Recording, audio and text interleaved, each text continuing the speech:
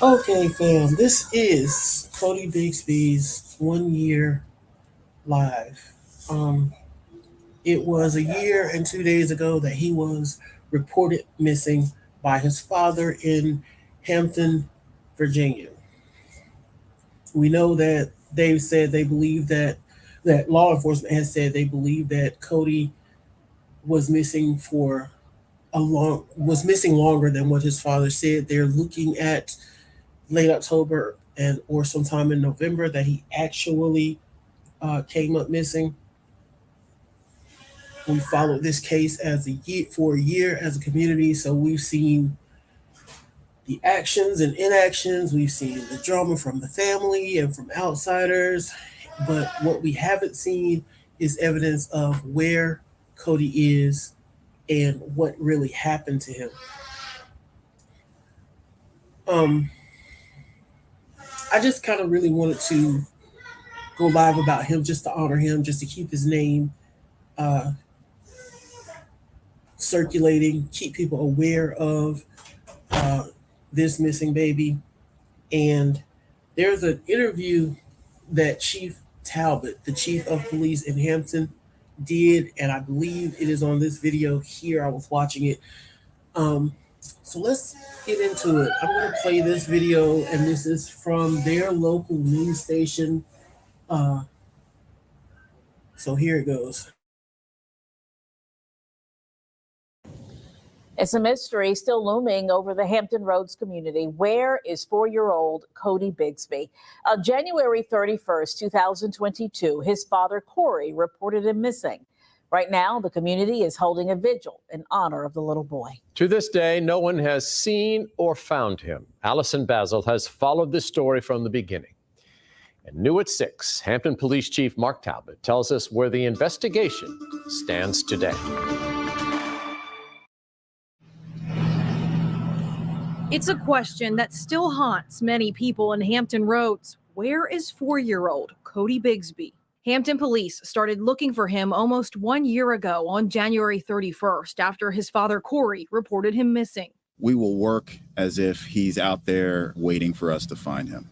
Crews from other cities stepped in to help. They used divers, drones, dogs, and volunteer teams to search for Cody around his home at the Buckrow Point Apartments in Hampton. There are a number of really emotional cases that I know I'll carry with me till I'm not on the planet anymore. This case is one of them. For the first time, we are sitting down with Hampton Police Chief Mark Talbot. He says the case is still active. Still looking through the evidence, making sure that we've followed up on everything that needs to be followed up on, making sure that we've understood the technology that we've uncovered throughout the investigation. He says investigators have chased many leads over the past year. None of them ever panned out. A number of things have come up that have had us, excited about the possibility of figuring out what happened. Chief Talbot says he doesn't believe Cody is still alive. I've struggled with that question for a long time. He's 4 years old. He obviously wouldn't be able to care for himself. No indication that he was taken. It's not reasonable to think he's alive at this point.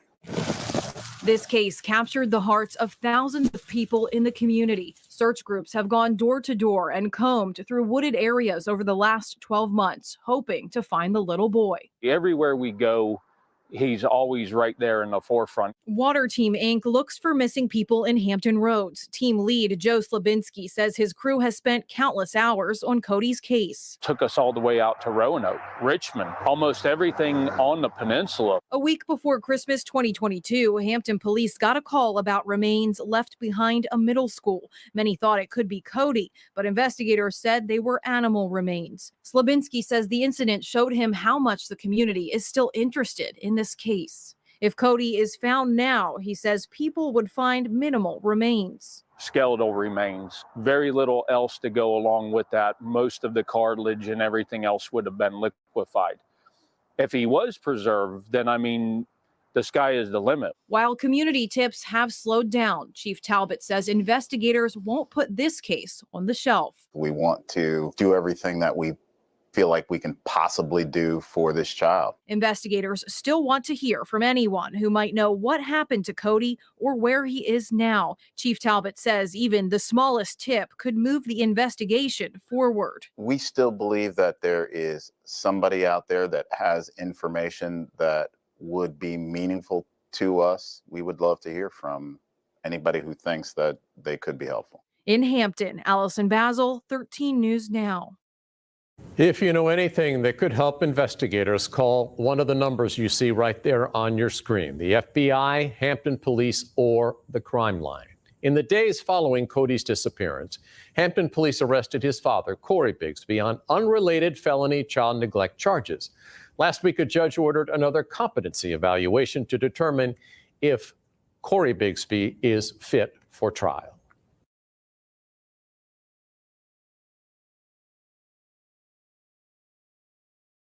Good afternoon. So I'm wondering if his father is, if his attorney is maybe thinking of some defense dealing with mental health or being insane, or I don't even know if they have not guilty by reason of insanity defense there. I know Florida doesn't have one. Lots of states don't allow that type of defense directly, although it's a defense that can. Yes, Ra, I did get that, and I'm looking into that today. And thanks for the link. Thanks for the information that you sent me. Everything helps. We're gonna get this done one way or the other. But yeah, I was saying a lot of places don't even allow that defense directly, although it's a defense that you can use kind of beating around the bush at it, basically presenting the same information to the jury to get the jury to think, okay, well, he wasn't in his right mind at the time of this crime. And so we're going to find him not guilty because he really didn't know what he was doing or what was going on. So yeah, I don't know. This case is just, it's a mess. It seems like we've been following this for a year, but we really haven't. Codi got lost. Codi got lost again in the midst of all the drama surrounding his case, the issues with the things that his aunt was saying, and the things that his father was or wasn't saying. And it's like all this excess information has come out, but there's no information pointing to a resolution of where is and what happened to Codi. Most of the conversation that I've heard over the course of this year really didn't even directly concern Codi. It was all, yeah, exactly, Sleuth. It became all about Corey. It became all about his dad, especially the way that his family just so adamantly defends him. And I'm not saying there's anything wrong with standing up for your family member if you truly feel like they weren't in the wrong, they're innocent or whatever. But at the same time, don't neglect to stand up for this innocent child, because regardless to what went on, regardless to what his father's mental capabilities are or what he may or may not have done to Codi, regardless of anything concerning the father or anyone else, the real issue here is Codi. What happened to him? Where is he? If nothing else, where are his remains so that he can be laid to rest properly, so that the people who really did care for him can at least have a place to come and sit and, kind of feel like they can commune or be near or close to him. So really the only victim in all of this is Codi. Even if the police violated his father's civil rights, so what? The victim is Codi, not Corey.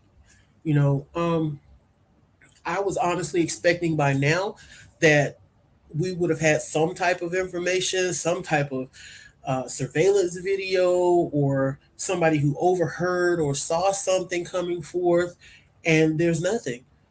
There's nothing. It's like Codi just disappeared off the face of the planet. Poof, be gone. Ross says, I do see the rage in the dad's face. He knows because he reported Cody missing way after his alleged murder. Exactly. Because this baby has apparently been missing for what, 2 or 3 months before he was reported missing. And I really, I get so upset when I see that a child can go missing for 2, 3, 4 months, a year, 2 years, and nobody notices. Like, really?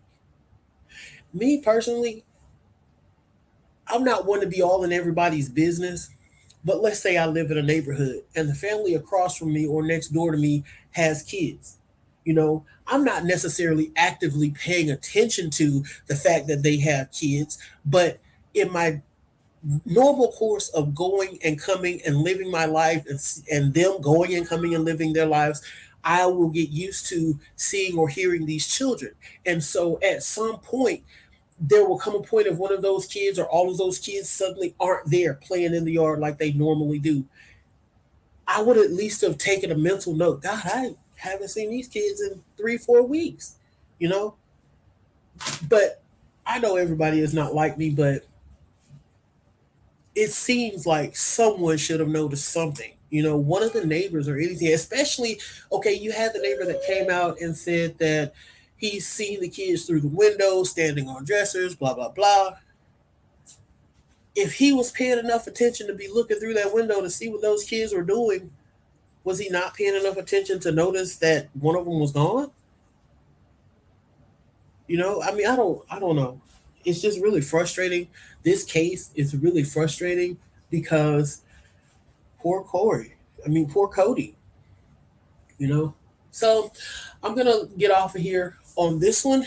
I really just, like I said, I just wanted to keep his name in the conversation, keep his face out there, keep his story being told and retold, because prayerfully, eventually, it'll trigger something in someone who will remember something they saw, something they heard, something off, unusual, and they'll have the courage to come forward and say, hey, this is what I saw, this is what I heard, this is what I think.